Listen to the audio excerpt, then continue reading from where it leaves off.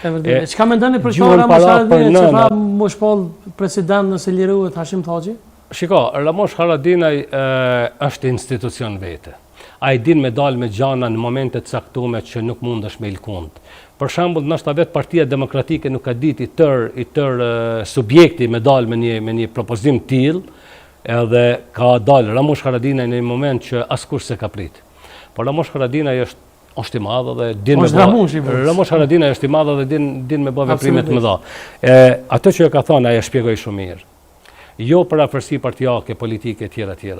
Unë e kujtoj Ramosh Haradinaj para se të ndodhte dorëheqja e Thaçit. Para se të ndodhte dorëheqja e Thaçit, nuk i kanë pas raportet politike ashtë të mira bashkë dhe në një moment ka thonë se e kom qitë Thaçin në pension politik, gjë e cila ka qenë shumë e vërtetë, se në atë kohë Thaçi si president ka qenë shumë hije. Mirë po, tani Ramosh Haradinaj e vlerëson kohën në cilën ndodhet shteti i Kosovës dhe e vlerëson cili do të jetë roli i Hashim Thaçit në këtë katrahur politike që e kemi. Dhe se unë këtu për shembull mas pakti kam të drejtë më thonë ka mirë se dyqysh në Thaçin se kom mbështet politikisht kur, pavarësisht se babai im i ndjerë ka dashur me shpirt dhe ne jemi përplas shumë herë. Jemi përplas shumë herë sepse ka pas momenti ku më thonë ti je më Thaçist se vetë Thaçi. Po Ramosh Haradinaj është institucion vete, ka bën një punë të jashtëzakonshme. Propozimi i tij duhet me gjetë mbështetje të gjithë njerëzit që mendojnë shqip, pavarësisht përkatësisë tyre politike. Dua të them këtu edhe të deputetët e vetëvendosjes në qoftë se e duan këtë vend dhe duan ta ruajnë këtë shtet. Ata duhet të bëjnë dy gjëra. Krijimin e institucioneve sa më shpejt, pavarësisht që tani gjithçka është jo kushtetuese, po pastaj t'ja lënë kohën e vetë gjykatës kushtetuese çfarë të bëj dhe që të ketë një organ që mundet me shpallë zgjedhje dhe propozimi i Ramosh Haradinajt do duhet jetësohej që nuk e dini se Kushtetuta e Kosovës e nje vazhdimin e mandatit ku ka qenë, po nëse nuk e nje vazhdimin e mandatit, atëherë le t'i jepet mandati.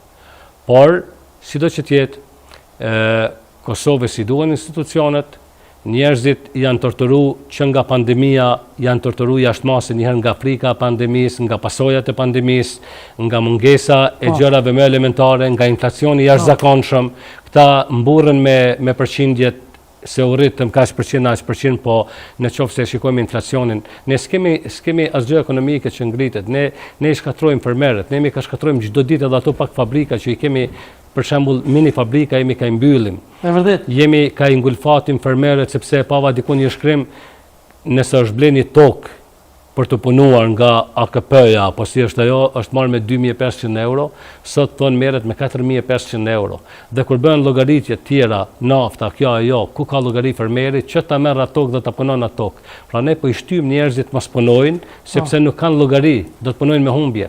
Nuk janë të garantuara prodhimet e tyre kur shkatrohen nga fatkeqësitë natyrore etj. Shpend. Si është e mundur? Jemi në minutat e fundit të emisionit, përfund të lash pak me folje edhe për familjen tonë. Se folëm shumë politik burrë edhe unë thash edhe në prezantim, po kështu na iki, unë zajtëm tema politike edhe na iki tema kryesore e emisionit. Dhe me thonë, kyçja jote në rol të ushtrisë ligjore të Kosovës bashkë me vëllezërit, njërin prej tyre në çmoj shumë edhe kam dy fakt me kastritin edhe qerimin, po me qerimin kum fol edhe kështu në Facebook kum pas rastin me fola, ai fatkeqësisht ka humbur dorën nga lufta. Edhe ai thotë ti kum humb, po ja kum fol Kosovë, sa edhe në ataku ka thonë kështu. Nuk kemi fol për 26 vite. S'kemi dash me fol, kemi menduar që kemi kryer detyrën tonë që na ka taku ta kryjmë ndaj dheut. Kemi qëndruar modest.